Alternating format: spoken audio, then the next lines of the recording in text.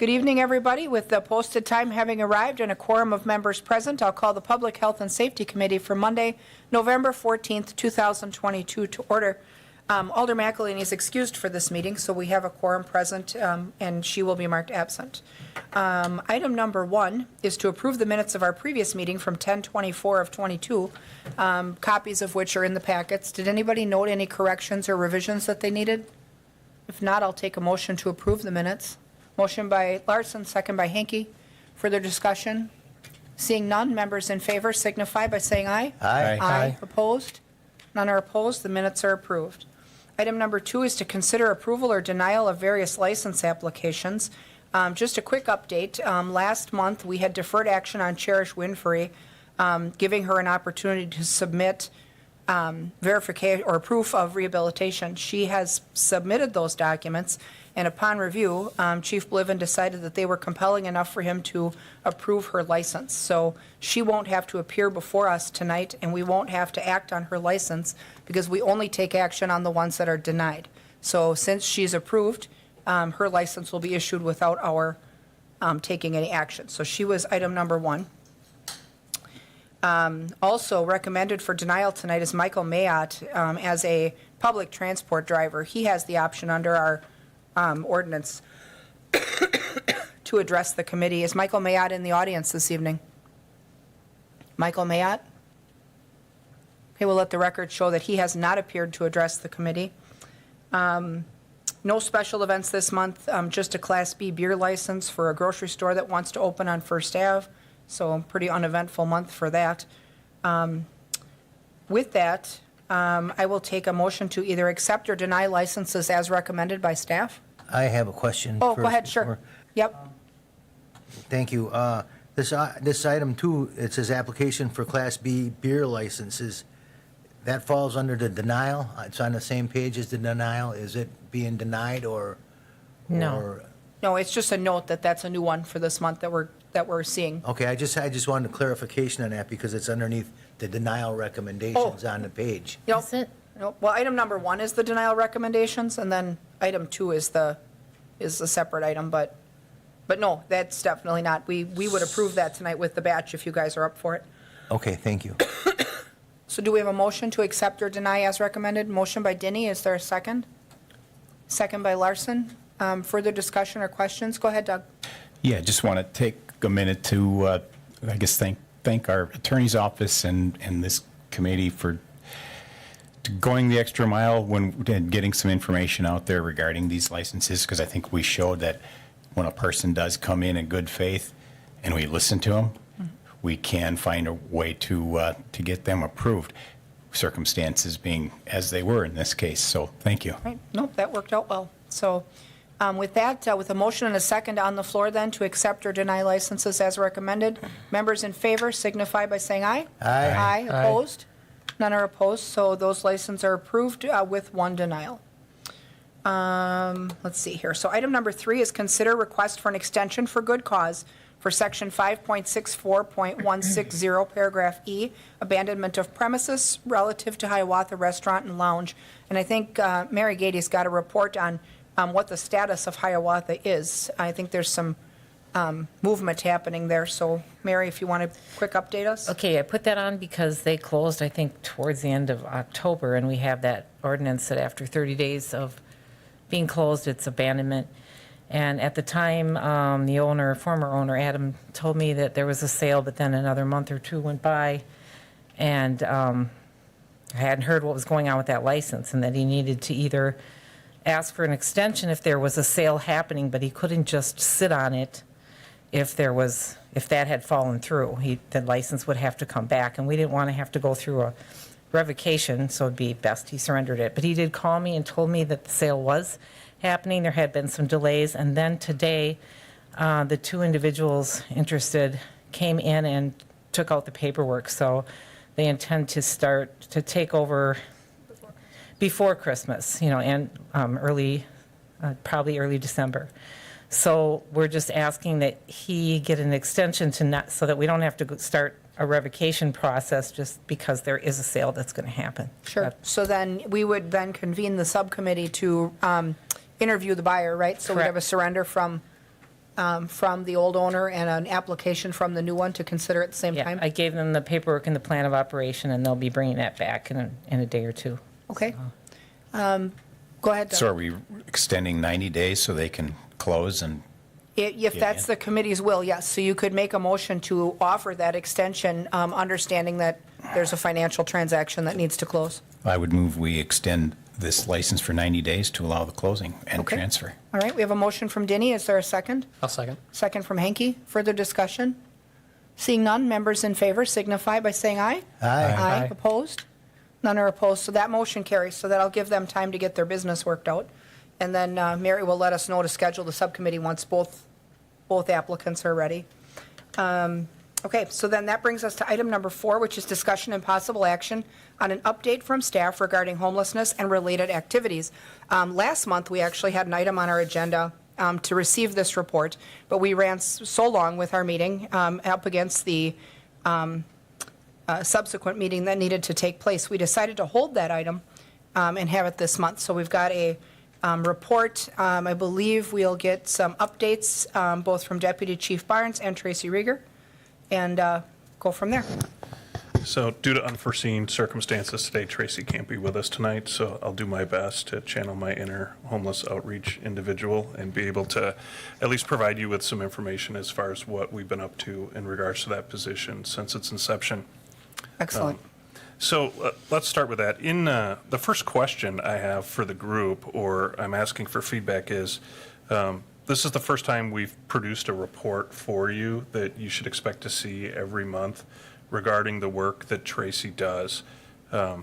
If you're satisfied with the type of information in this report, we will continue to update it each month. If there are additional pieces of information or things you think are important, please share that with us. We want this committee to be as informed as possible, and that everything you'd like to know about, we're providing you that information. So I'll start with that. Okay. Feel free to jump in at any point in time. It's very clear to us Tracy's doing an outstanding job. She is out and about every day. One of the differences between work she previously did for Catholic Charities and what she's doing for the city is, you know, she's working for all the constituents in the city of Wausau. So one of the differences is she needs to meet with partner organizations, and those partner organizations might be private businesses in the downtown area. I'll highlight one, for example, which you'll see in the report. We've seen some positive action on, and that's the library. The library was dealing with issues and trying to find solutions for it. And one of them that came up was, it's a great opportunity and a great venue for Tracy to be able to meet with unhoused individuals in a location that is close to an area that they seem to be spending a lot of time. So the library is very excited about that. Tracy's very excited about that, as well as the individuals she's meeting with. And, you know, at the end of the day, you'll see in Tracy's report, it's an estimate, and it's a hard estimate to come up with, and it might change every day, that there's about 30 to 50 individuals is her best guess at how many people might be sleeping outdoors and in need of shelter, or be classified as unhoused. And each one of those individuals, in order to work their way out of that situation, have their own individualized plan, their own individualized challenges that they're dealing with to be able to become housed. Sometimes there's a mental health concern that prevents them from being housed. Sometimes it's a eviction history, but sometimes it's also, which is something I learned from the work Tracy was doing. It's a lack of identification, and then they get identification, and the identification gets lost or stolen. So one of the things that Tracy's done with the individuals she's helped is taking them to the Social Security office, getting them there, taking them to get state IDs, taking them and getting them registered for all the different services that are available to them. But it starts with sitting in line with them to get identification or to get a Social Security card, which is necessary in order to try and receive, for example, Social Security benefits. And then the fear with those clients that she's working with, that, well, if I lose this or I lose my food share card, then I don't have access to those resources. So sometimes the solution is simple. You know, Tracy has a lockbox safe, and those individuals that choose to, She provides a safe venue for them to store their important documents so they're not lost when going to get resources. So, that exists at the police department now for people she's dealing with. And, we look at success in a lot of different ways, one of which is how do we get people housed? And at this point, I think the number that Tracy's worked with that she's gotten housed from the unhoused position is, I don't know if it's 7 or if it's 8 as of today. And so that's something we're very proud of, the work that she's done. But I'll tell you, she comes to us and she says, that's the easy part. The hard part is getting people housed and getting them to stay housed. And that requires case management and the amount of effort it takes to continue to have daily contact, to get people to do the things necessary to stay housed, to make the choices necessary to have a landlord satisfied that you can stay on their property, has proven to be incredibly time consuming. I would state for this committee that I have advocated for and presented at county board meetings in regards to the budget affecting North Central Healthcare, and asked for 2 things that would positively impact this situation. One is an additional 1.5 FTEs of our CART team to be able to provide second shift and weekend coverage. And additionally is to have an enhanced and a more effective case management program, because Tracy's very effective at getting individuals and working with landlords and finding ways to fund their housing. It's very limiting if she has to spend 7 of her 8 hours working with the individuals that she has been successful at getting housing for. So that's one of the challenges we're dealing with. It's a long-term challenge. And a significant part of that is working with the other organizations within the community who have the ability to provide some of that case management. An observation so far is there's a lot of duplication of services that are occurring between different nonprofit organizations, as well as the work that Tracy's doing. And those are things we're not necessarily fixing overnight, but that we're recognizing, and we're coming up with strategies to try and streamline the work that she's doing and have her be more effective and get other partners and other organizations, both within this city and this county, on board so that we're all working in the same direction, and we're being as efficient and effective with the resources available as possible. So we're very proud of the work she's been doing, and we've been very satisfied with the progress she's making, but also recognizing that sometimes it's a swing and a miss, and we can get someone housed, and it's depressing to see that doesn't last. And we also recognize that success comes one person at a time, and each person has their own story and their own path to success. So I'm open to any questions anyone might have. Well, thank you for that. I will also tell you that I continue to serve on the homelessness task force that originally started out in the police department and then later was assigned to the United Way. And that actually just met within the last week and a half. And case conferencing came up in that conversation as well. And that really was a think tank of stakeholders that we brought together around that table from various aid agencies and county agencies and city agencies as well, to figure out how to attack this problem from multiple points. And so case conferencing did come up amongst that group as well as street-level outreach and street-level advocacy, which now we have that at a totally different level with Tracy being in the role that she's in versus her former role at Catholic Charities. So I know that group and a number of those agencies are involved in the Community Partners Campus, and all of them have been involved with Tracy as she has started her work both in her former job and in this new one to try to get that coordination of services so that you're not all performing the same task, that you can perform different steps in the process so that they're not duplicative. So that group also is very interested in case conferencing. So Yeah, I think one of the things we've learned over the last several years is effective case management for this population, and not just this population, but other individuals dealing with significant mental health challenges, is that case management and those services need to be delivered where the individual is.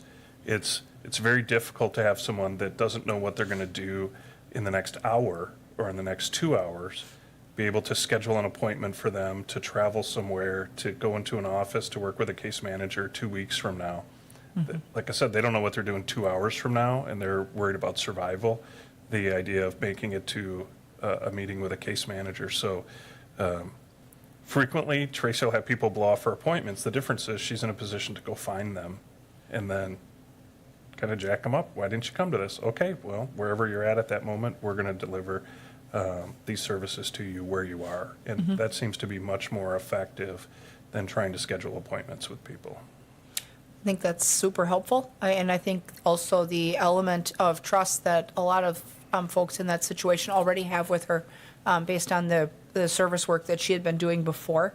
I think there's a different rapport that she has with them, and I think it's maybe easier for her to build that bridge, and gain that trust from a number of folks in the area who've, either been homeless for an extended period of time or who have some chronic situations going on. So, but with that, I think we're all aware that we had received a request for funding in the 2023 budget for a small budget for her and her outreach work to fund some of the stuff that she has to do, where if you have to help somebody with a rental application or pay for application fees to get these IDs or to get, certain things that are a barrier to someone who has nothing, but often is maybe just the spark that's necessary to really start them on that better path. So that has, at least on the Finance Committee side, remains in the draft budget, and that's set to be approved tomorrow night here at Council, and fund that for her for next year.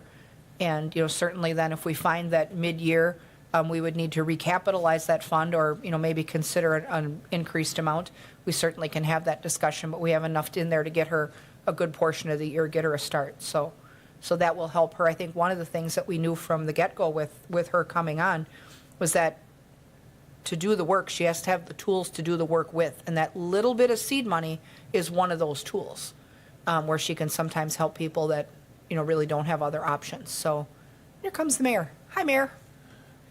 Hello. I also want to share my excitement and enthusiasm for the work Tracy's been doing already. And one of the cool things that's happening is now that we have somebody dedicated to this position, people are reaching out saying, hey, I've got an idea of how to help. And one of those just happened last week. We talked to the Medical College of Wisconsin.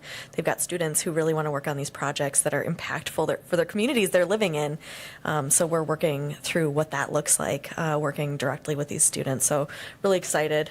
Thanks for supporting it. I think what we'll find is that Tracy probably needs more people working with her, but that will be, we'll continue giving updates, I'm assuming, so we can judge that and decide what we need to do next. I think that's great. I think temporarily, at least temporarily, while she was onboarding and starting to get some of this work underway, she did have at least some help and some guidance from Officer Eric Lemerand, who had been doing the work before her. And I think just to kind of bridge that gap and kind of like put her where he left off.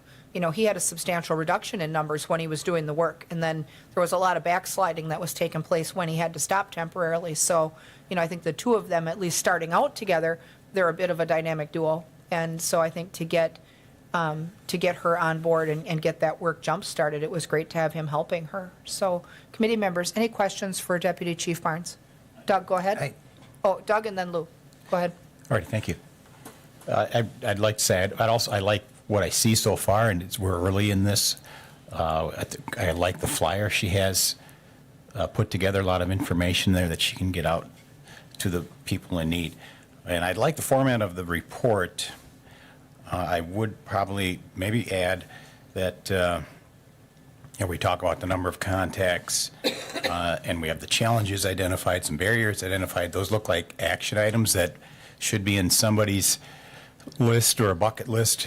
I don't want to be a spreadsheet manager, but if we had some of these items quantified in a report that we can look at later on and establish our baseline and establish maybe a report card for how we're doing, and then that action list. There's several items like the case management, the contacts. So there may be items that could be highlighted that we could help with, other agencies. But she's already got them listed here. But if we could put them in a format where we can see them month over month or quarter over quarter, would be potentially a good cause. Sure, Thank I you. think that's a good idea. I mean, one of the things I think will also include, and you brought it up, Chair Rasmussen, is there's this petty cash component to it. You know, one of the things that blew me away when Tracy came and she's like, Matt, I need some money. I'm like, for what? And she's like, well, one, McDonald's cheeseburgers, because sometimes when I want to sit down to talk to someone, if they haven't eaten, I need to be able to feed them. But more importantly is, it's been a long time since I rented any place, but I was amazed to find out that there's a charge to apply to rent a house these days, and it's anywhere from $25 to $100 per application. And so to be able to assist with those, making sure, number one, the place that you're applying for, you're actually eligible for, and they're willing to consider you before you spend the $25 or the $50 or the $100, and to be able to make good decisions with that. And some of that's done by Tracy behind the scenes, developing relationships with the different landlords in the area. And her commitment to continuing to work with those individuals and make sure they get resources has definitely helped in the ability to find housing for them. That's great. And then the other, Lou, go ahead with your comment. I just, when I was reading through the packet, you asked for some help possibly in mentioned the Parks Department and about cleaning up encampments and stuff and, Yep, that's going to be the whole next portion of this. oh, okay. Have at her then. Okay, and then the other, Chad, you had a comment quick? Yeah, I really like the flyer. I've already shared it with a bunch of people, so kudos there. I guess something I would like to see when we get, maybe if we could get, this meeting is the third Monday of every month. If we could get shelter numbers on here from like the beginning of the month, and any counts that we do, if we're able to put those in here, I think that would be very helpful, and just, it would shine a brighter light on them. Absolutely. I think one of the things Tracy had planned is to have census counts from Catholic Charities Shelter at least, but my guess is the other sheltering organizations in the community, it might be to their benefit to be able to share their numbers with this committee as well. Yeah, I could see just becoming like a first or second of the month, an email. This is kind of where we're sitting at this point in time. That makes sense. The other thing that we had talked about in the coalition or in the task force was the fact that when Officer Lemerand was engaged in some of this work, he had a tool that he had in his toolbox, the McClellan House, where it was an interim stop before people could get into longer-term shelter and into housing, a formal housing type arrangement. It was at least an interim stop where he could park a finite number of people to get them, I guess, sort of out of this continuous like survival crisis mode, so that he could have these like deeper conversations with them to figure out like what the path forward out of the situation looks like, and kind of assess like what crises are converging within this particular case that maybe outreach can help with. And so obviously we don't have that tool anymore. That was an NCHC funded project. They were picking up the rent on that. I've understood that their goal was not to do that again. The discussion, though, in the coalition was that as we have directed a volume of our ARPA dollars to both low-income housing, homelessness reduction, some of these efforts, I had asked Officer Lemerand in that meeting to figure out what such an effort costs. You know, if it's a matter of the rent, and if we have a landlord that's willing to cooperate with us to, maybe get us the equivalent of what the McClellan House was to at least serve a similar purpose, I'd be interested in knowing what that actually costs. Because, if it's something where it's, $1,000 a month or whatever it is, whatever NCHC was covering and has now pulled back on, is there a gap there that we maybe could fill? Depending on how we end 2022, if we come out with a surplus, that might be something that the council would be willing to consider. But we would need some numbers put to that. And he had an idea of perhaps a possible location, but he didn't have it hammered out quite yet. So I think that's a conversation we can have going forward for an extra tool in her toolbox. But in your discussions with the county and your ask for some case management outreach work and some, I guess I would say, I don't know if it's outreach work or if it's street level engagement between NCHC and the population Tracy's trying to serve. Did you get the impression from them that they're at least willing to partake in being a part of the solution? Because I think at one point, there was difficulty accessing some of their case managers and getting some that were actually willing to like leave the office and roll up their sleeves and like dig into this problem with him when he was doing it. And that's the kind of like advocacy and help we need from them. Do you sense a willingness on their part to help with this stuff? Well, okay, so there were two issues I have comments on. The first is the house. I can tell you the house cost $1,450 a month. I had a couple $100 in utilities. That's the cost to have a house that we could house up to 8 people in. I don't think we'd have a challenge finding another property. We worked well with property management company that helped us in that situation. The challenge comes in that North Central Health Co. also provided an employee who spent a significant amount of time working in that house and with the individuals in that house to make sure that we were going to get our security deposit back and make sure that people are functioning appropriately in that house. Where that might take additional staff to do because North Central is not allocating a staff person to this.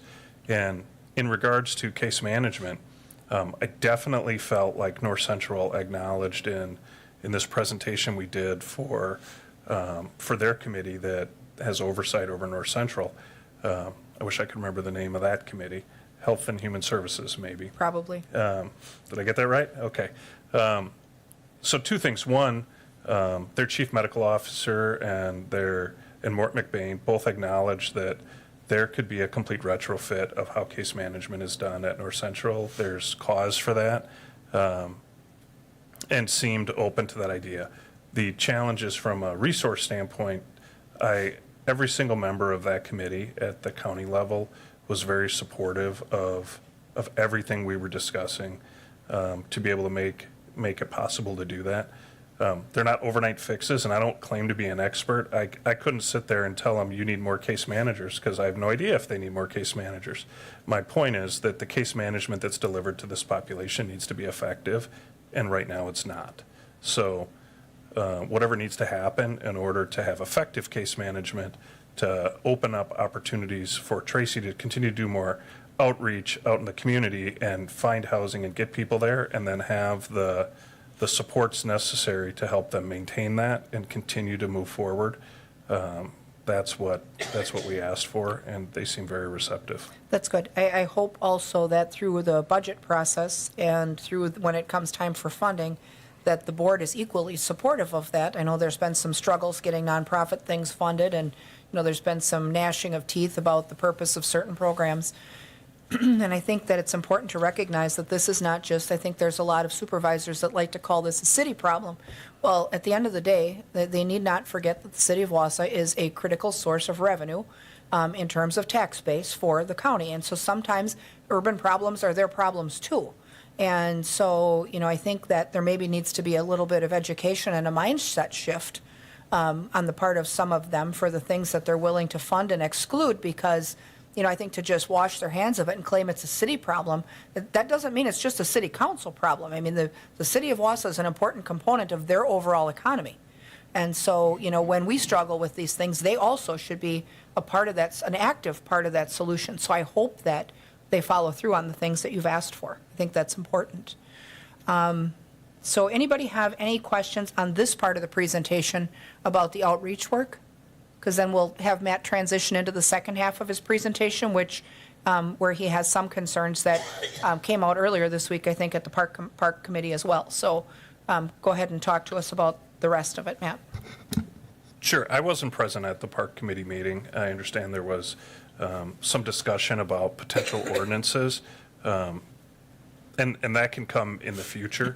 But for the purpose of this is an ask from the police department to the council, which is we are fully aware that there are numerous campsites that exist in City of Wausau parks in multiple different districts within the city. And the simple question is, what does the council want us to do about them? We have an ordinance in place that says you can't be in our parks after 11 o'clock at night. I would tell the council and this committee that we haven't enforced that, and for a couple of reasons. One, we don't know what the pleasure of the council is as far as direction to the police department. We know that ordinance was never put in place to address the unhoused population or camping or sleeping in our parks. They were more put in place to keep teenagers from nefarious activities in our parks after the hours of darkness later into the evening. So the ordinance exists that we can remove people from our parks. Knowing that this is a relatively new challenge historically for the city, the police department is left wondering, like, what do we do? We know that no matter what we do, there will be members of our community that think we're either doing the right thing or we're doing the wrong thing. We get notified from different alderpersons that there's a campsite here or a campsite there, and they want to know what we're going to do about it.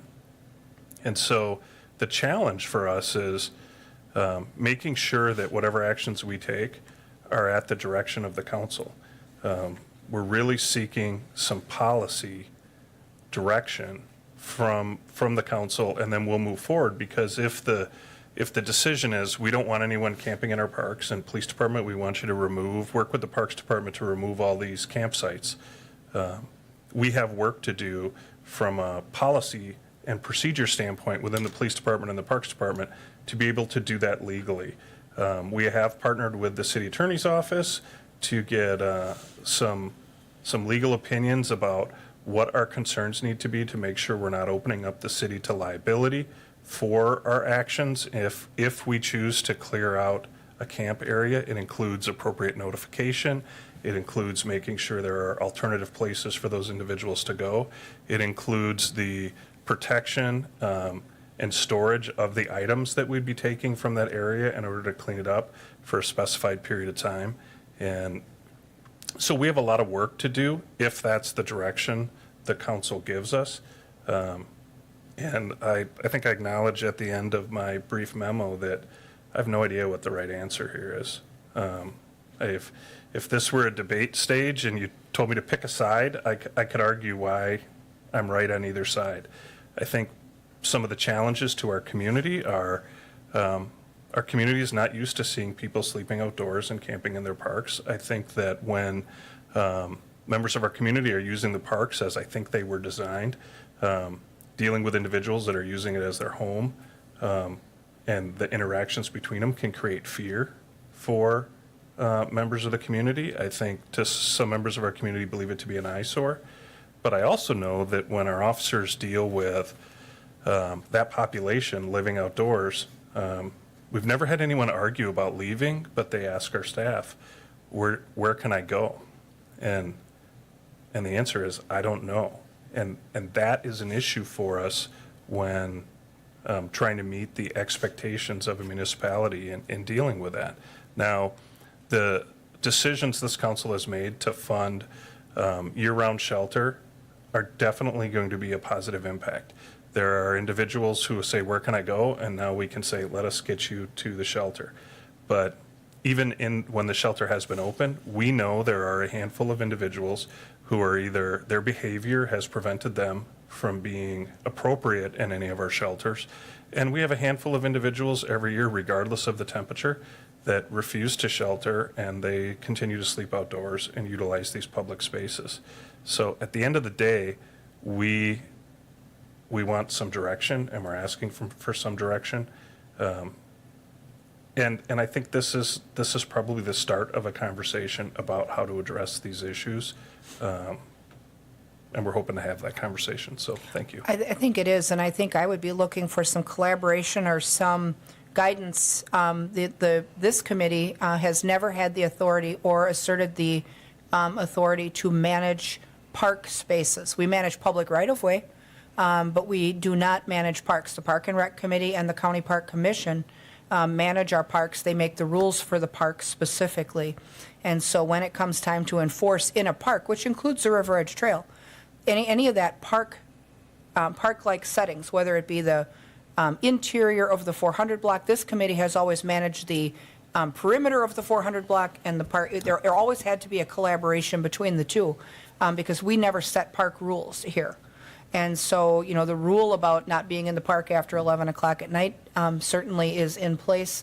But I think that before either committee or even the council would give direction on that, there's a lot more that we would need to know. I think first on the legal side, there's an argument that's been made in other areas about people, that you cannot, find somebody in violation strictly based on their status. And so, the fact that someone is, unhoused and remains in a particular area, does it create liability? I think that's the legal research that we need to know the result of. We certainly don't want to run afoul of the law on that. And I think the other thing that we struggle with is that we as a common council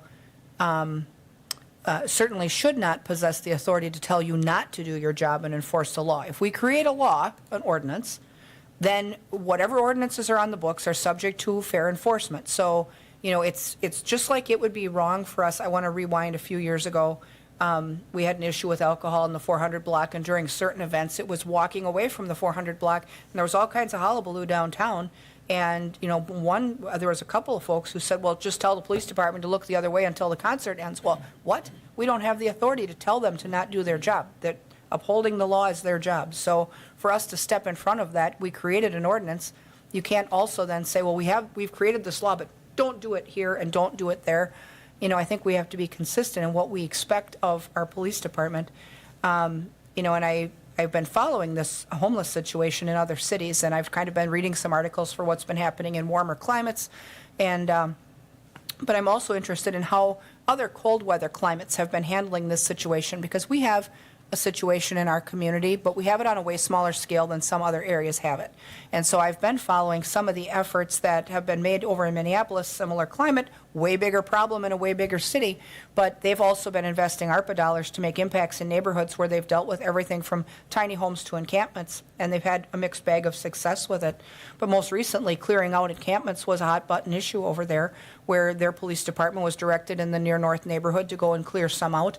And their council then was approached by a group of citizens who said, you have to stop this. You have to stop your police from doing this. They're hauling people's stuff away. And so the council then was ready to jump into that argument, and they were met in a minute by their city attorney, who said, hold on, you don't have the standing to tell them to not enforce the law. If you don't like the law, you need to change the law. That's your policymaker role. If you don't like the rules, make new rules, but don't step in front of them enforcing the rules that you already created. So they were either unwilling or unequipped to make a decision at that point, and so they did not step in front of the police department. I think they've continued to clear encampments there, but obviously their department has had a bad rap already, and they certainly didn't want it to be any worse. And so they're certainly not gaining ground with a population that's already judgmental of their efforts by clearing out encampments. So I think we struggle with some of that as well. I mean, do we want you out enforcing the law? Absolutely. But, I think that it's difficult when you have nowhere else to put people to try to make a decision like the one you've asked for. Now, the fact that we've been able to create 24-hour night shelter, and the fact that we now have funded a day center where programming will also be taking place. And I think the goal of that programming through Catholic Charities is to get people from here to here, like to get them to a better place and onto a path out of homelessness, not just to allow them to exist in a continuous state of status quo. And so, I think whether or not people will take advantage of that hand up, and I've had citizens that have told me, well, there's a difference between a hand up and a hand out. There absolutely is. And I think it takes it's a lot of work, and it's really difficult for some people to be like, I don't want to live like this anymore. I need to do the work to get to a better place, because sometimes it involves dealing with like mental health and substance abuse and things that are patently uncomfortable.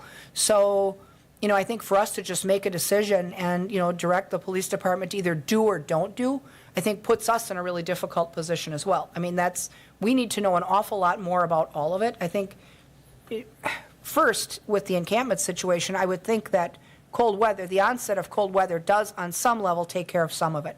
But I also believe that come spring and summer, it will come roaring back. And so if we've not made significant inroads in reducing the quantity of people in need of that path to a better place by then, we're going to be right back to where we started from. So, I think that's it's a philosophical discussion that we have amongst ourselves, but there's also a place at that table in that discussion for the park committee, who's managing our parks and creating park rules. So, I don't know, what do you guys think on the matter? I don't think we're in a position to direct the PD in either direction.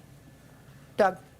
Well, I think we're in a position to make a few policy guidelines here. We certainly, I would think we would agree, we don't want to grow encampments and have more encampments. So encampments are an indicator of a larger problem we have to address. And, part of this report card that Tracy's going to be putting together hopefully puts a little bit more context to how big the problem is and what we need to do. But we also, the last SISM meeting, I think it was finance, we tapped the brakes on putting the fence under the bridge, or to keep people out from under the bridge, because we recognized we didn't have a spot for them. So now we have the 29 in the Catholic Charities, and we have a few other outlets. But we have to take some action, and I think that it really has to stem from, what does that report card look, where can we place them, and what resources are available. But I think we have to capture it so that next spring, like Lisa said, is we are not repeating this over and over where we haven't really solved anything, but we've been monitoring it. So we have to monitor it. We're going to have to take some action. And one of the actions that, I guess we had by delaying moving people out from under the bridge, partly because of a safety issue, but we still have to be cognizant of the fact if they don't have a place to go, what are those solutions? And we haven't really come up with any yet. I don't have one to offer at this point, but we have to capture the data and acknowledge that it's not going to go away just with cold weather. Yeah, it won't. I mean, in the short term, it causes a reduction, but it's by no means any solution. Chad? So that's kind of why I asked for more specific, like shelter data and count data, and maybe get a couple months of running and get some hard numbers to this. It also seems like there's a lot of agencies that are affected by this. Would it be this committee's? Would we have the ability to bring all those together? Legal, county, police, us? In terms of the overall solution or the encampment situation? I mean, we can certainly Both. gather the right people at the table. Both. We could meet jointly with Parks. We could bring in the people that we need to hear from. Obviously, we'd have to make a joint recommendation to the entire council when a solution would be ready for some kind of action. I think we certainly could facilitate that discussion, but I think it needs to be something that we're all in agreement on. A lesser solution, I guess, when we talked about the McClellan House, if the McClellan House is, $1,500 a month, and we know that, that translates to be, somewhere between 18 and 20,000 a year, and that's, if we believe strongly that that's a tool we need in our toolbox, I would certainly hope that we would go to the county, find out if we can partner with them to get that, at least get a staff person in there, if we can find a source for the rent. If we could find a fund source for the rent, I guess, there's nothing stopping anybody from putting in an ARPA request for the funding for it right now to run it for a year, just to get that extra tool in Tracy's toolbox. But if there's no one to run it with her, to make sure that the behavior that's happening in it is appropriate, that the outreach work is happening like when she's not there, then it's less effective than it could be. So, I guess if there was a location and we could get a commitment for the sharing of resources to run it again, I wouldn't mind the finance committee getting an ARPA request to that effect and letting them score it and see how it ranks, because they may very well approve it. We don't know, but it would be worth the time. Yeah, I think that's one of the challenges, is figuring out how to, I was fully cognizant that this council would likely approve funding for a house and ARPA dollars exist, but minus another position to ensure that this outreach is being done in that house while we don't lose the ability to do the community outreach that Tracy's doing, is really the challenge that I see moving forward. And this was brought forward right now, this issue about what to do about the parks. It was timed on purpose, which we recognize that the number of people living outdoors drops dramatically in the winter. We anticipate dealing with these issues again. They've grown year upon year, dealing with them again next year, that gives us the winter to work, hopefully for you folks to work as a council to give us the direction, because that's really the one issue that we get asked to take action on a regular basis. It is a symptom of all the other issues we're talking about, whether it be appropriate mental health care, dealing with trauma, the AODA issues, employment issues, transportation issues. These are all things that we're also continuing to work on, but people aren't calling us and emailing their alderpersons, who then reach out to us saying, what are you going to do about this encampment? And, you know, I know that the Jamie Polly, the director of the Parks Department, and I have had numerous conversations where it's just not as easy as saying, hey, go get rid of this encampment. I can tell you one on the northeast side of Wausau right now that it would be at least a full day with 2 or 3 employees and the appropriate vehicles to be able to clean that space up and do what's necessary to meet our legal obligations. So, like, I don't have extra officers to go spend a day doing that, and my guess is that the Parks Department, they're like, what don't you want mowed if we're going to take staff and equipment to go do that? So, like, there's a lot of components, but that's the one thing that continually came up throughout the years. What are you guys doing about this encampment? What are you doing about that encampment? And for the record, we have not, I mean, within different circles, they'd refer to it as the police department went in and swept the area. Like, we haven't swept an area or removed a campsite that I'm aware of since late spring, early summer. And we just recognize that, that number one, that can't be a number one priority for our department. And number two, we really felt like we need some authority and some direction from our elected officials to be able to move forward in that direction. Well, and part of the other struggle I think we have is that some community education is necessary around the issue as well. And I think part of what I understood was a problem, or becoming a problem in parks from that other meeting, park committee meeting, was that well-meaning citizens are leaving things, leaving things like volumes of things in parks for people to take, which they certainly mean well, but when they're not taken, or if they're not things that people use or need, then they're left with the disposal of that as well. And it's really no different than people leaving donations outside of an agency where, there's a lot of things too that they either can't use, can't take, and then they're left with the disposal cost. And we have that as well.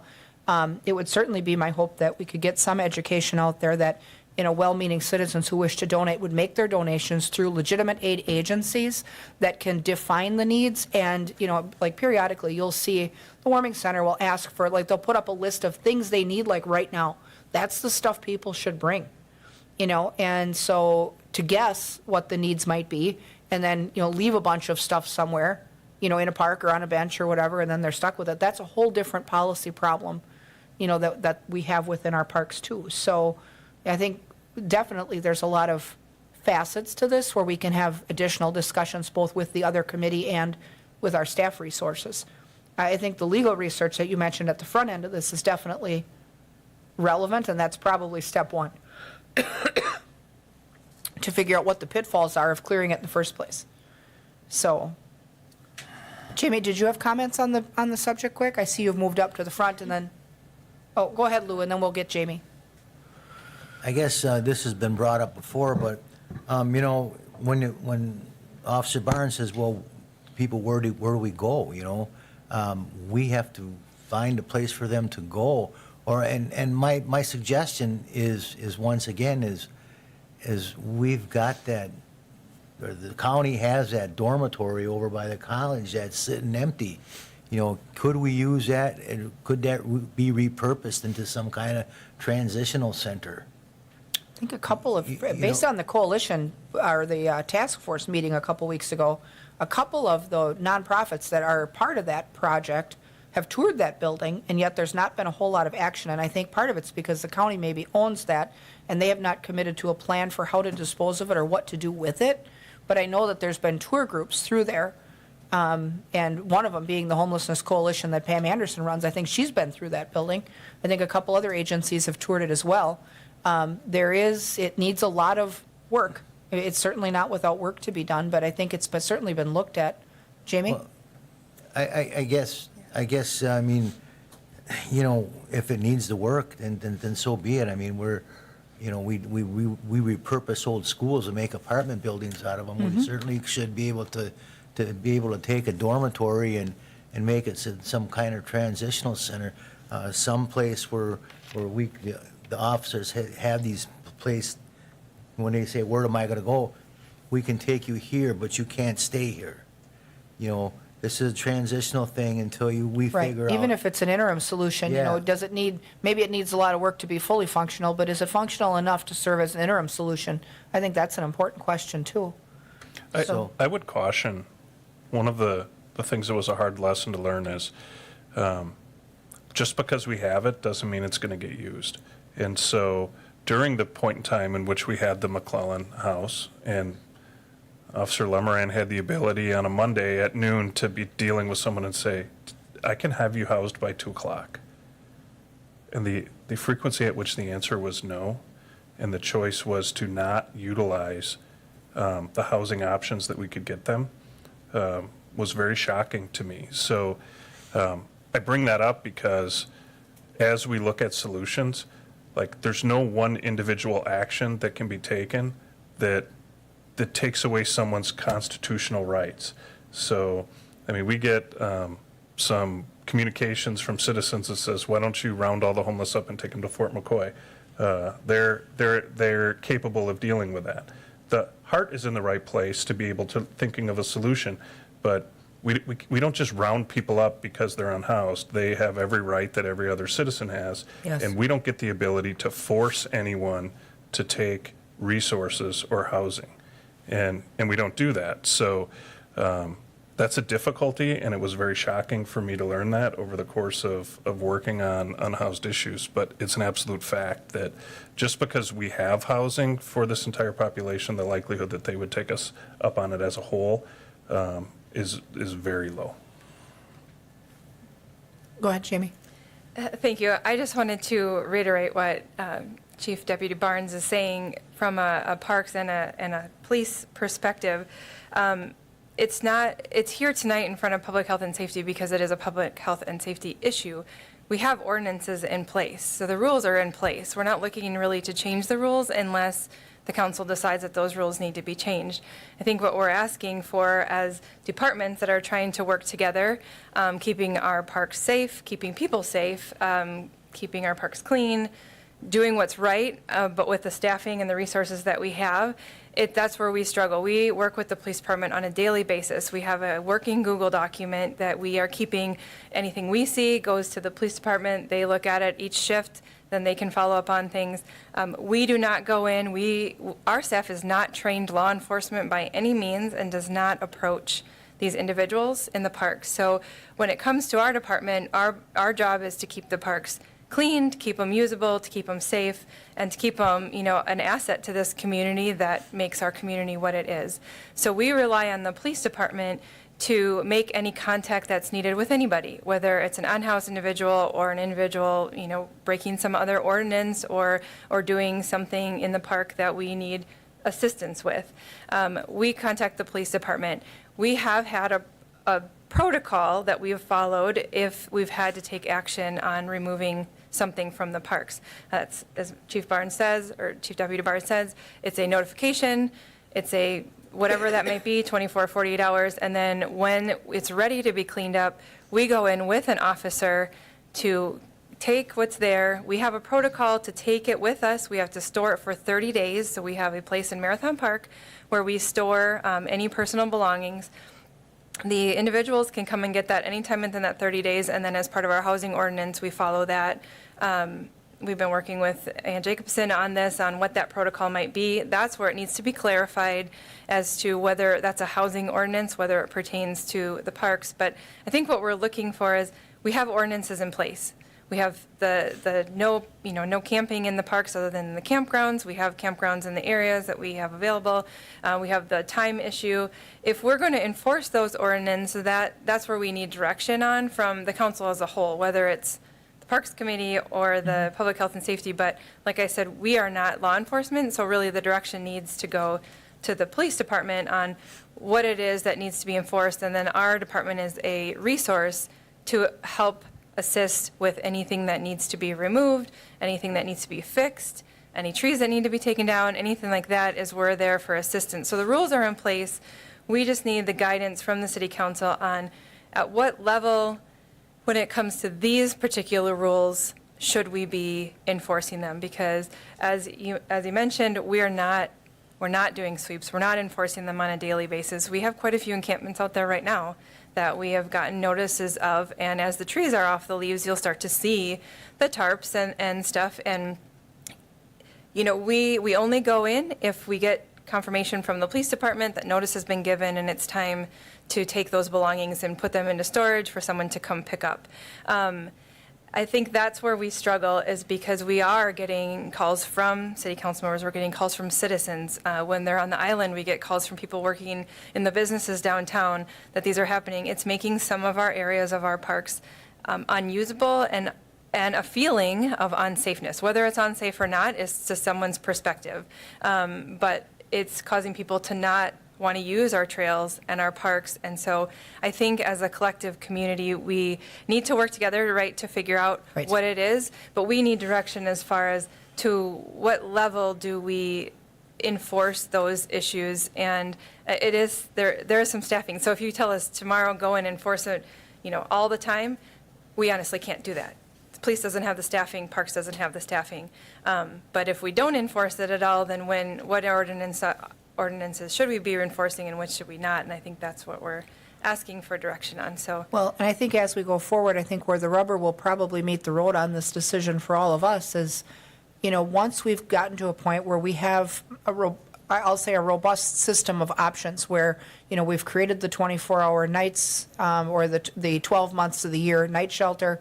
Once they get the day center stood up and running, we've invested an awful lot in affordable housing projects. As those start to take flight, if we come up with some type of interim solution, you know, either like the one Lou described or the McClellan House or whatever it is, and we know, and we're working with the other outreach agencies, we're working with the other shelters in the area. Once there's a robust menu of solutions that's available, the answer, I think, becomes clearer to what do you do with a total refusal to partake in any of those solutions. You know, I think that really is, and there always has been a very small portion of our unhoused population that is not interested in receiving aid. And so is that the group that is, you know, continuously resistant to everyone's overtures to try to like get them on a better path or get them on a different path? At some point, that's where we're going to have to make a tough decision to either allow that to perpetuate and continue, or do we make a decision, you know, before the season ramps up again, that, you know, maybe the enforcement is a little different, and is that then also a way to get people to like get on that path, like accept the community is offering a lot of assistance. They're starting to offer an awful lot of resources towards getting people out of this cycle of remaining in an unhoused state.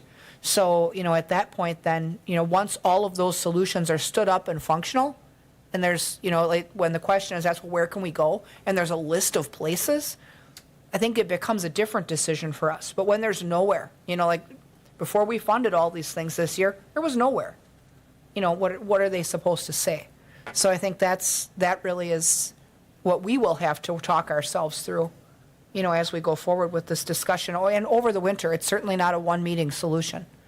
So I will be interested month by month, though, to see what Tracy's progress looks like, because I think if those numbers are starting to come down, then if those numbers are, you know, with all of that positive progress, if we then start to see a major ramp up, then there's got to be another source. Something else is happening in the community.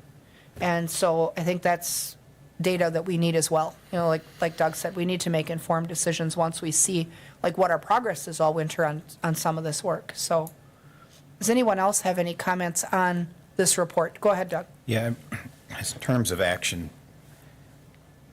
available to us, to Lou's point, I've been in that dorm.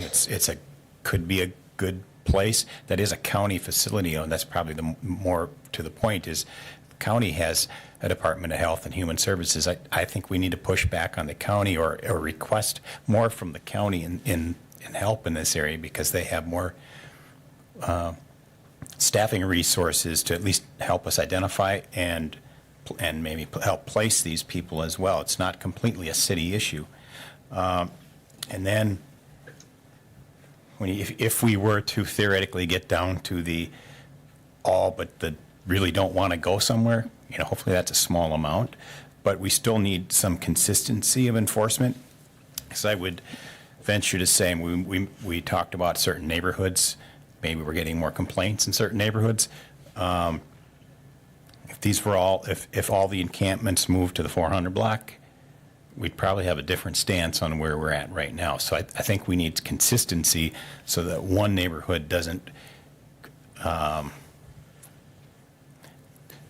get, I hate to use the word preferential treatment, but if we're not consistency and we're not enforcing properly, we're going to end up with the encampments that go to these places that never seem to get any help. So, so the main point I'm going to try to make here is that I think we need to push more onto the county for help and be consistent. But I do think we need to get there with the enforcement so that certain camps aren't out there and other camps are rousted, because that sends a bad signal that some neighborhoods are better than others. Yeah, no, it's like an all or nothing proposition. I mean, we certainly have to be fair in whatever we roll out. So I think that's a good advice going forward as well. Any additional comments to round out the conversation tonight?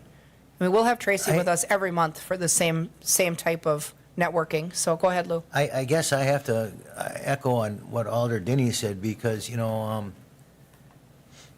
the county is the city and the city is the county. The county has district representatives in the city as well.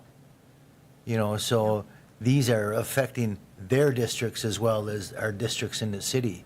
So I think that we really should be leaning more on a county if they have the resources.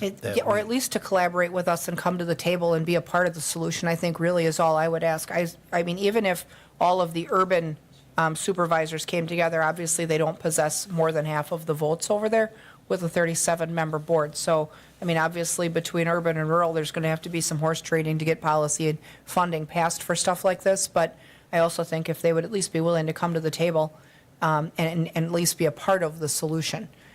Certainly, we don't expect them to be the sole solution, but, you are right. I mean, there's 11 supervisors of those 37 that represent urban territories. And I also think this is not a uniquely Wausau problem. I think that we're starting to see more and more of this in the suburbs as well.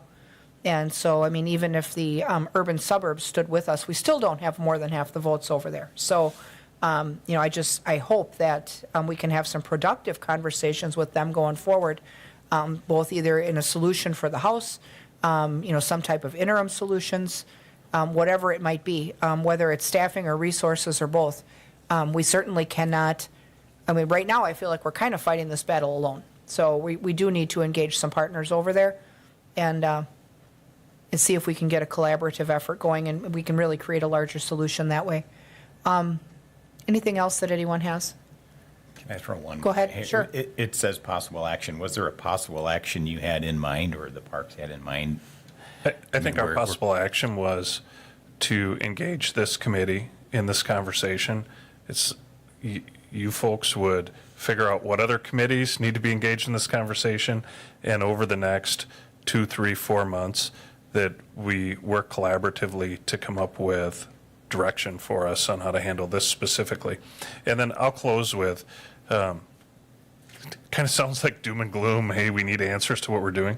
We are in a much better place today as a result of some funding choices, both in Tracy and in the funding of the warming center and the advent of the new facility going up with the Partners Campus. We are doing a much better job today than we were 4 months ago. So we're moving in the right direction. But these are the challenges that we still anticipate facing. Thank you all very much. Thank you for that report. I mean, that's huge, and we'll definitely have this discussion or one like it every month as Tracy makes some progress too, and we can have her here. Item number 5 is the operations report from the fire department for both September and October. Anything notable on the reports that you wanted to discuss with us, Chief? Yeah, wow.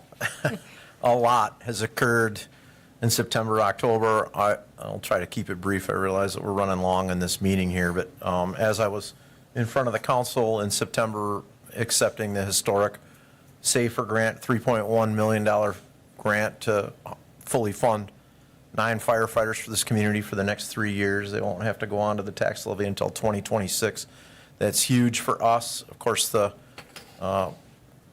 Finance Committee, the council, HR committee, several committees, including this one, were all started last year, about a year ago, and to be sitting here a year later with all 12 positions funded, and we're in hiring. Actually, today, I interviewed 8 of 18 candidates that we're in final interviews with. We need 12 of those 18, a very strong candidate pool, entering into a very interesting time in the fact that we are interviewing EMT basic firefighter 1 candidates. We lowered our educational requirements quite a bit in order to welcome some people into the department potentially, and we've entered into a relationship with North Central Technical College to train those people to the paramedic level, which will take 10 to 11 months. And so those are things I'll include in next month's report as we're coming finalized. But in September, I highlighted that grant, the SAFER grant, receiving that. There's some details in there. We were very fortunate to get it. Only 7.5% of applicants received that federal grant. Very highly competitive grant. Obviously, the need is great here, and we were able to justify that need. We also were successful in receiving $146,000 from the state of Wisconsin, ARPA dollars that the state of Wisconsin had, that Governor Evers had earmarked for EMS systems that were struggling, which of course were 90% of our call volume, near 90% of our call volume is EMS, as you'll see in our monthly report. And we just don't service the city. We also serve several rural portions of the county. And we also have contracts with many other rural regions that are more and more reaching to us to provide advanced life support care for their EMT basic services. And that can extend as far east as Wittenberg and as far west as my hometown, Owen Withee, in which we will meet them along a travel corridor, and Wausau paramedics will climb on board one of their rigs to make life-saving interventions. And so we're really key, not just to the city, but key in this region of the state for EMS success. And the governor and the DHS secretary obviously recognized that and granted us $146,000 for that. That's going to make a big impact. $100,000 of it we've dedicated towards the purchase of a new ambulance. Now, new ambulances are going to take quite a bit of time to get right now, but that should be, a significant portion of that ambulance. $30,000 for the power lift cot, which is typically rolled into the price of the ambulance. Medical supplies, which have skyrocketed in price. They are far out exceeding the inflation rate, probably double the normal inflation rate we're seeing in medical supplies. That line has really been taking a hit. That'll have a direct impact on that. So a lot of good news there in September with those grants coming in. And of course, that extended in October, the work that we're doing on recruitment, extending into November. A couple things I'll note in this month's report. One, EMS Division Chief Jared Thompson, he's only gave it a couple of paragraphs, but this is something I've asked him as he writes his report, highlight a great call, highlight something where we've made a really positive intervention in someone's life in the last month. And of course, when we're doing somewhere between 500 and 600 calls a month, that's difficult to choose one. He chose one that I'm very excited to talk about, and it's where we had a really, the community joined us to save a life, and that was on Bridge Street. We had someone who crashed a car. Bystanders identified that the driver was unconscious and was pulseless, non-breathing, which was likely why he had the accident on Bridge Street. They removed him from the car, began CPR. The closest med unit would have been out of the Bridge Street Station Med 3. Of course, they're already out on another call, but they're close to clearing at the hospital. Engine 3, driver Bill Rush, who's about to retire, Pat Mocha, the lieutenant out there, were the first to arrive, take over CPR, deliver shocks through an AED device that they had on the engine, and convert that patient into what we call a ROSC, meaning that they've got their own pulse rate back. The Med 3 quickly arrived, transported. The patient is alive, doing well, was discharged out of the hospital 2 days later.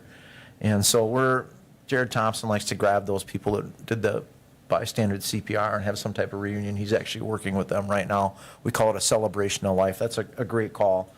You know, we make these interventions on, you know, almost a daily basis with people in this community, and I think it's great to highlight something like that. The other thing I'll highlight in this month's report, and this came as a request from the PFC, who also reviews this report each month, and that was they wanted some comparative data. So we report how many calls we did in the last month, but what does that mean? And so if you go to the operations section, which is Jeremy Kopp's portion of the report, you'll see that we added a 1 year of comparative data. So you'll see the last year's call volume compared to this year's call volume, and you'll see that ebb and flow. As it tends, it graduates up, and it has continued to graduate up. But there are some months that we didn't quite have as many calls as we maybe had last year. But overall, we continue on that upward trend, getting busier and busier. So that's something, and I encourage you, like that recommendation that came from a PFC member, some information that he wanted to see in the report. This report is a fluid, living document. We look at a lot of data points all the time. We have a lot of stuff available to us that if you're interested in seeing something on a regular basis in our report, just ask me. We'll make sure that gets in there. Or if you want me to highlight something that we're doing inside of our organization, just reach out and I'd be happy to talk about that or highlight that in one of the month's reports. So I guess I'll entertain any questions about the last 2 months.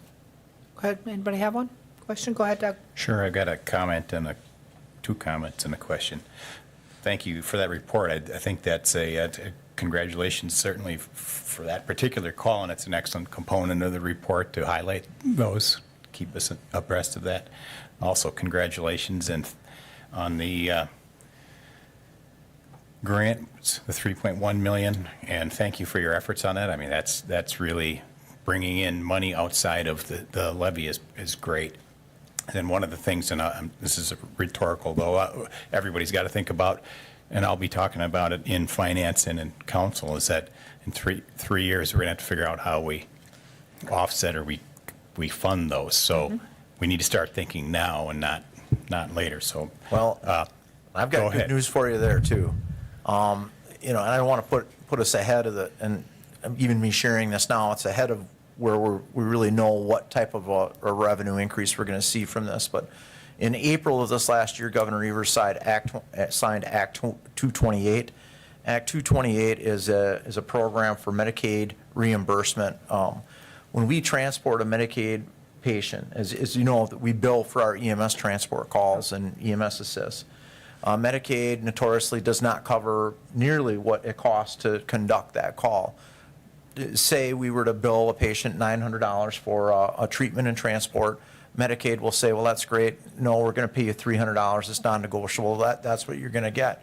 So there's a federal funding conduit that has been set up that we can seek reimbursement for 50% of our unreimbursed cost if we can prove that our costs are not being fully refunded through that Medicaid patient, or that Medicaid reimbursement, which we can. Now, is there some documentation? You need some sharp pencils about what it costs. I mean, what does it cost to have an ambulance sitting in a fire station that's heated, maintained? You know, not just the cost of the ambulance, not just the cost and roll-ups of a price of a firefighter, but what does it cost to keep IV fluids warm, a drug box that's filled and ready, a training program that is working, an administrative section that's supporting the organization. All these costs, if we can prove what it costs for that particular call for an hour, and we've only gotten so many dollars from Medicaid, in this example, $300, we can bill back to Medicaid through this Act 228, which is just a conduit to federal funding, up to 50% of our unreimbursed medical costs. That would be another $300 back to us on that call. This is only for Medicaid patients. 17% of our current call volume is Medicaid patients. When I first learned about this, it was last summer at the Wisconsin State Fire Chiefs. A friend of mine who's the Naperville, Illinois Fire Chief, they're a larger department than us. They're seeing near $1 million of new revenue from that. So now there is going to be, this is great that you brought that up, because it's going to take some time. We've got 2 to 3 years. Well, 3 of the firefighters go on to the levy in 2025, because we've got ARPA funding 23 and 24. So there's going to be some smoothing, but I hope at that time that we can that we're going to have another revenue source to help ease that impact. And when we were planning this, I had extensive conversations, and I wish Finance Director Mary Ann Grote was here. about some TID districts that we're closing and some Yep. things like that that have already been discussed. So I think it's great to start the conversation, and believe me, inside our department, we're working at creating every revenue line, every cost savings that we can to ease that impact, because we want to keep these people once we have them. We don't want to find ourselves where we can't afford our staff. That was part of the discussion that we'd had in the Finance Committee, both in the context of the budget and in the context of the grant application in the first place, was that the fact that the firefighters were funded for 3 years, we are set to close 2 tax increment districts at the end of that period. And so at that point, all of the tax increment from both of those districts will come roaring back to the general fund to fund internal operations. But that's assuming that the council does not vote on at least one of those districts to keep it open the extra year to reclaim the increment. So if they let at least one of those districts close on time or consider early closure if the debt's retired, we should be able to absorb those into the levy without a whole lot of upset, according to the finance director. So that was inspiring for us to hear, I think. Okay, and you go ahead. read my mind, because that was my question. I saw that in the report, the 17% Medicaid. So does that mean that 83% are covered some different way or better with somebody's insurance or personally paying for these I'd have to rides? look at the exact numbers. I'm sure that the largest is probably Medicare patients, which is different than Medicaid. Yep. And then, others, private insurance or no insurance at all. And I can write about this, or have an EMS division chief write about this if you want to hear about some of our revenues. And, in an EMS division, we write off the vast majority of what we bill in that area. So in 2021, we billed about $4.5 million worth of EMS billing. Our billing company, LifeQuest, does a phenomenal job at billing. I mean, it's an incredibly complex process to bill Medicaid, Medicare properly, private insurance. This belongs in a private contractor's realm. They were able to collect out of that 4.51 million, 1.7. When they're done with their fees and what we get out of that, we get about 1.5. So we write off near $3 million worth of EMS billing on an annual basis because Medicaid won't pay it. Medicare's got maximum that they're going to pay. Private insurance maybe tries to cook a deal, or there's just people that won't pay or can't pay. But to follow up on that, it's more of a function of the insurance or the provider or the individual. We are billing as much as we can. Is that correct? Or are we missing Yeah, any yep. that we just can't bill? And that's a conversation I have a lot. Actually, LifeQuest just hosted a 2-day conference in the Dells I was at last week, and that's my question to our representative all the time. Are we maximizing our revenue to our community? And on the EMS side, yes. There's another opportunity to do some added billing. Currently, we don't bill for fire or for rescue. There is an opportunity that we could begin doing that. Some departments are that. Are we going to see hundreds of thousands of dollars? No. It's going to be a minimal impact. It's a decision the community has to make about whether they want to have all the pennies of revenue. Is it worth the private billing company doing that for us? Do we see enough funds to justify it? That's something that we need to have, and it's actually something I'm going to be looking into to at least let you make an informed decision on it. Right. The decision doesn't belong in my hands, it belongs in your hands, and it's something that I'm going to be researching in the near future. At one point, we had discussed a number of budget years ago, the idea of fire department service charge, because most of the volunteer departments are charging that when they respond. Obviously, we're charging when we respond to other communities other than our own. Excuse me. But it was an extreme non-starter based on the fact that, based on the property tax rate that people already pay, to then go back and charge separately for that service, there was an awful lot of backlash to the idea. Now, most homeowners insurance policies, if people have one, will pay what's called a fire department service charge fee of up to $500. Not all. And so, whether or not someone can recover it from their insurance company, assuming they're even making a claim, the idea of charging for the dispatch on the fire side was met with an awful lot of hostility back when it was first considered. And I want to say that was maybe under Chief Bushberger's tenure. So Sure. It's been a while, but it didn't go well. So, but any other questions on the fire report? If not, we'll place the fire report on file. Next up is the police department operations report. You've got the third quarter, plus the tavern activities reports, and you've got that for September and October. Anything on any of the reports that you want to discuss with Deputy Chief Barnes? Or questions on those reports? Anything on the reports that you wanted to discuss with us, Matt? Yeah, I just want to highlight that you'll notice there's a section of this that you wouldn't have seen before. This last year, we tracked, to the best of our ability to the penny, the cost of providing law enforcement services to special events. You'll see each special event broke down on what the cost is. You'll notice some of them have $0 expense, and that is due to all the services we provided were through our volunteer emergency police. If you think of marathons and parades and things like that. But it's just a piece of information that we think is relevant as you guys consider policy. I think that is information that's important to have. We've gone back and forth, wrestled a little bit with whether or not we should look at charging entities for certain types of services. And, we've had all kinds of arguments, at least on the finance side, about, charging event organizations that draw room tax that basically would end up either producing fewer events or seeking a higher allocation of room tax to cover a higher overhead. So we've gone back and forth with that, but it is an expensive thing to provide. So any other questions on the reports from police? Sure. Go ahead, Doug. No, you Yep. mentioned that, so you see you've got the overtime listed here. Do you sense we're getting any improvement on our overtime? I know that's part of, it's been a struggle, but I see we have sick coverage accounts for quite a bit of that. And the other big one is calls that begin on duty but end beyond scheduled hours. Is that a frequent occurrence? Well, I'll answer I'll answer the easy one. We're always working, but The easy one is, it is a regular occurrence where, if your shift is done at 6 o'clock and you respond to a sexual assault or domestic, or you arrest a drunk driver in the last 20 minutes of your shift, you're going to be held over for at least an hour or two to be able to continue with that call that you're on. Sick coverage ebbs and flows. I think one of the reasons we see a significant amount of overtime covering sick coverage is because this has been the most brutal year in my career from a staffing standpoint. So it's been very difficult. And normally someone can call in sick and we have staff to cover that without overtime. But when you're running with minimums and you're paying overtime on almost every shift to be able to cover for those things, it's made it very difficult this year.